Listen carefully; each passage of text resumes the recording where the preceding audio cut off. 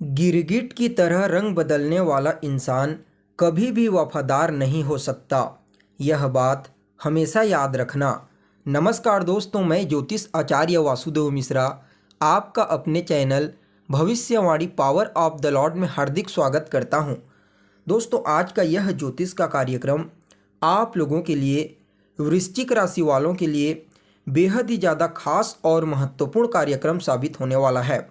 जैसा कि आपने थंबनेल में स्पष्टता के साथ देख ही लिया होगा कि मकर संक्रांति के पश्चात हुआ बहुत बड़ा उछाल जानकर खुशी से झूम उठोगी। जी हाँ दोस्तों, गोचर कुंडली में देवगुरु बृहस्पति और सम्राट सूर्य महाराज के बीच चौथे दसवें यानी कि केंद्र का संबंध बन चुका है।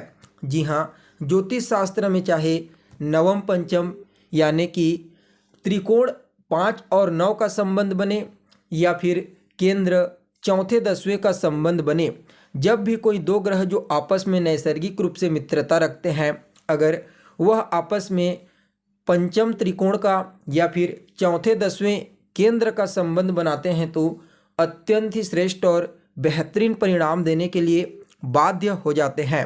और ऐसा ही अब आपको अपने जीवन में देखने को मिलेगा, क्योंकि यहाँ पर देवगुरु बृहस्पति जो वर्तमान समय में मेष राशि में गोचर कर रहे हैं, उनके साथ सूर्य महाराज जैसे ही मकर राशि में प्रवेश किए, वैसे ही उनके साथ केंद्र यानी कि चौथे दसवें का संबंध बन गया।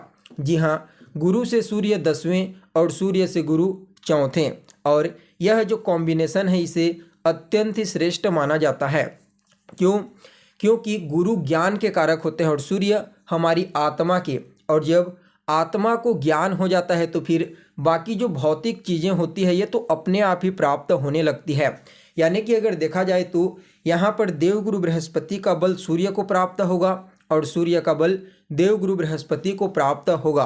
तो ऐसे में दोस्तों बड़े विस्तार के साथ जानने का प्रयास करेंगे कि किस प्रकार से देवगुरु बृहस्पति और सूर्य महाराज आपस में चौथे दसवें का संबंध बना करके आपको परिणाम प्रदान करेंगे। जी हाँ, किन किन क्षेत्रों में आपको विशेष तौर पर सफलता की प्राप्ति होगी, किन किन बातों का आपको ध्यान रखना है, और इस चौथे दसवें के कॉम्बिनेशन को और ज़्यादा बेहतर परिणाम देने वाला बनाने के लिए कौन सा उपाय आपको करना चाहिए, इन तमाम प्रकार के प्रश्नों के उत्तर आज के इस कार्यक्रम में आपको बताने वाले हैं। इसलिए कार्यक्रम को बिना मिस किए अंत तक देखने का प्रयास कीजिए। और अगर आप अपनी जन्म कुंडली पर हमसे परामर्श लेना चाहते हैं तो डिस्क्रिप्शन बॉक्स में और वीडियो के अंदर आपको व्हाट्सएप नंबर मिल जाएगा, जहां से आप व्हाट्सएप करके अपनी जन्म कुंडली का विस्तार पूर्वक विश्लेषण करवा सकते हैं। तो दोस्तों देखिए, अभी वर्तमान समय में गोचर कुंडली में देवगुरु बृहस्पति आपकी कुंडली के छठे भाव में गोचर कर रहे हैं, और छठा स्थान जो होता है उसे त्रिक स्थान कहा जाता है, अनुकूल नहीं माना जाता। लेकिन फिर भी गुरु आपके लिए योग कारक ग्रह होकर के छठे भाव में गोचर कर रहे हैं, मित्र की राशि में गोचर कर रहे हैं। और यहाँ पर इनका डिस्पोजिटर जो ग्रह है यानी कि मंगल महाराज, उनकी भी प्लेसमेंट काफ़ी मजबूत है। वह देवगुरु बृहस्पति के ही मूल त्रिकोण राशि में गोचर कर रहे हैं। परिणाम स्वरूप यहाँ पर गुरु के बल में विशेष रूप से वृद्धि हो जाएगी मंगल के द्वारा, वहीं सूर्य के बल में वृद्धि हो जाएगी शनि के द्वारा। परिणाम स्वरूप सूर्य और देवगुरु बृहस्पति आपस में चौथे दसवें का कॉम्बिनेशन बना करके आपको अद्भुत परिणाम प्रदान करेंगे। तो सबसे पहले तो गुरु के बारे में चर्चा करते हैं। तो देखिए, देवगुरु बृहस्पति आपकी कुंडली के छठे भाव में गोचर करेंगे। छठे भाव में गोचर करते हुए इस समय रोग, ऋण, शत्रु, जी हाँ, इन तीनों चीज़ों से आपको बचाने का प्रयास करेंगे। अगर आपके शरीर में कोई रोग है लंबे समय से, तो समझ जाइए उस रोग से आपको छुटकारा दिलाएंगे। अगर आपके ऊपर कोई कर्जा है, कोई ऋण है, तो समझ जाइए गुरु और सूर्य की कृपा से उस कर्जे को चुकाने का मौका आपको मिलेगा। कहीं ना कहीं वह विद्यार्थी जो किसी भी प्रकार से प्रतियोगी परीक्षा की तैयारी कर रहे हैं, उनके लिए भी गुरु और सूर्य के इस चौथे दसवें के कॉम्बिनेशन को अत्यंत ही श्रेष्ठ कहा जा सकता है। उन्हें इस समय सफलता प्राप्त करने के लिए कुछ नए अवसर की प्राप्ति होगी, और जिस भी फील्ड में कंपटीशन एग्जाम की तैयारी कर रहे हैं उस फील्ड में उन्हें सफलता की प्राप्ति होने वाली है। कहीं ना कहीं यह समय आपके जीवन में आपके शत्रुओं को पस्त कर देगा। चाहे शत्रु आपके कार्य क्षेत्र का हो, सामाजिक क्षेत्र का हो या फिर पारिवारिक क्षेत्र का। इस समय शत्रु आपकी प्रतिभा से बहुत ही ज़्यादा प्रभावित होगा और अपने आप को आपके सामने नीचा कर लेगा। देखा जाए तो देवगुरु बृहस्पति की जो दृष्टि होगी, पंचम दृष्टि, यह आपके कार्य क्षेत्र यानी कि दशम भाव पर पड़ेगी। परिणाम स्वरूप आपके कार्य क्षेत्र में जो भी परेशानी, बाधाएं अभी तक आपको फेस करनी पड़ रही थी, समझ जाइए देवगुरु बृहस्पति की कृपा से उन तमाम प्रकार की समस्याओं और बाधाओं से आपको छुटकारा प्राप्त होगा। साथ ही साथ जो जातक लंबे समय से गवर्नमेंट जॉब की तैयारी कर रहे हैं, उनको भी इस समय कोई गुड न्यूज़ की प्राप्ति हो सकती है। और पहले से जो गवर्नमेंट जॉब कर रहे हैं या फिर प्राइवेट जॉब करते हैं, तो उनके लिए भी गुरु और सूर्य के इस कॉम्बिनेशन को अत्यंत ही श्रेष्ठ कहा जा सकता है। उन्हें विशेष रूप से इस समय धन की प्राप्ति तो होगी ही होगी, साथ में उन्हें इस समय मान सम्मान, पद प्रतिष्ठा और प्रसिद्धि की प्राप्ति भी प्रचुर मात्रा में होने वाली है। देखिए, जब देवगुरु बृहस्पति कार्य क्षेत्र पर अपना प्रभाव डालते हैं तो यह हर प्रकार से आपके कार्य क्षेत्र को बहुत ही बेहतर बनाने का प्रयास करते हैं और सूर्य देव के साथ चौथे दसवें का संबंध बनाएंगे, जो सफलता के कारक होते हैं। तो नो डाउट आपको आपके कार्य क्षेत्र में, अपने करियर में इस समय विशेष रूप से सफलता की प्राप्ति होगी। तो वहीं देखा जाए तो देवगुरु बृहस्पति की जो दृष्टि होगी, सप्तम दृष्टि, पूर्ण सप्तम दृष्टि, वह आपकी कुंडली के द्वादश भाव यानी कि 12वें स्थान पर पड़ेगी। और 12वें स्थान पर गुरु जैसे ग्रह की दृष्टि का पड़ना अत्यंत ही श्रेष्ठ कहा जा सकता है। इस समय आपका पैसा सही मार्ग में जाएगा, यानी कि खर्च कुछ मामलों में होगा लेकिन अच्छे कार्यों में आपका पैसा खर्च होगा। इस समय गुरु आपके अंदर दान पुण्य की भावना को जागृत कर देंगे। कहीं ना कहीं निवेश के मामले में भी आप इस समय को अपने लिए अत्यंत ही श्रेष्ठ समझ सकते हैं।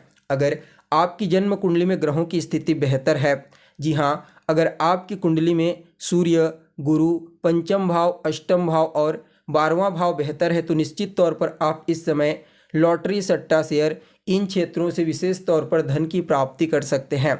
वहीं जो जातक लंबे समय से विदेश जाने के लिए प्रयत्नशील हैं, उन लोगों को भी इस समय कोई गुड न्यूज़ की प्राप्ति होगी। विदेशी कंपनियों के साथ जुड़कर कार्य करने का मौका आपको प्राप्त होने वाला है।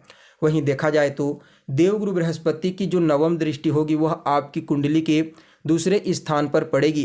परिणाम स्वरूप इस समय देवगुरु बृहस्पति आपकी वाणी को बेहद ही ज़्यादा प्रभावशाली बना देंगी। आप अपनी वाणी के माध्यम से कई प्रकार के कार्यों को पूरा करेंगे। इस समय आपकी वाणी प्रभावशाली तो रहेगी ही रहेगी, साथ में मधुर भी रहेगी, जिसकी वजह से कुछ लोग काफ़ी बेहतरीन तरीक़ा से आपकी ओर आकर्षित हो सकते हैं। इस समय धन संचयन को लेकर के जो समस्या थी वह दूर होगी। आप धन संचयन कर पाने में कामयाब होंगे और पैतृक संपत्ति को लेकर के भी जो टेंशन, तनाव की स्थिति बनी हुई थी वह दूर होती हुई नजर आएगी। कहीं ना कहीं यह समय विद्यार्थियों के लिए भी अत्यंत ही श्रेष्ठ कहा जा सकता है। इस समय आपके पारिवारिक जीवन की स्थिति काफ़ी बेहतर रहेगी। परिवार के अन्य सदस्यों की आपके साथ आर्थिक स्थिति मजबूत होने वाली है। देखिए, सूर्य महाराज का जो प्रभाव होगा वह आपके पराक्रम भाव पर होगा।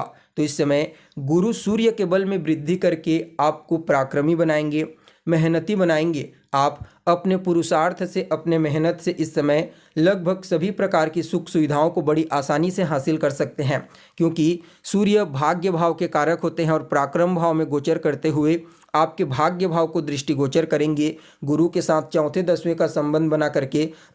तो ऐसे में बड़ी स्पष्टता के साथ कहा जा सकता है कि इस समय आप अपने पुरुषार्थ, अपने मेहनत के दम पर अपने भाग्य को जागृत कर लेंगे और जब आपका भाग्य जागृत हो जाएगा तो आपको जो चाहिए वह आपको मिलने लगेगा। इस समय धार्मिक क्रियाकलाप में आपकी रुचि बढ़ेगी और आपको अपने वरिष्ठ जनों, अपने गुरुजनों का आशीर्वाद और स्नेह प्राप्त होने वाला है। साथ ही साथ आपके पिता के साथ आपके तालमेल बेहतर होंगे। पिता का आशीर्वाद और स्नेह तो प्राप्त होगा ही होगा, साथ में उनकी मदद भी विशेष रूप से इस समय आपको प्राप्त होने वाली है।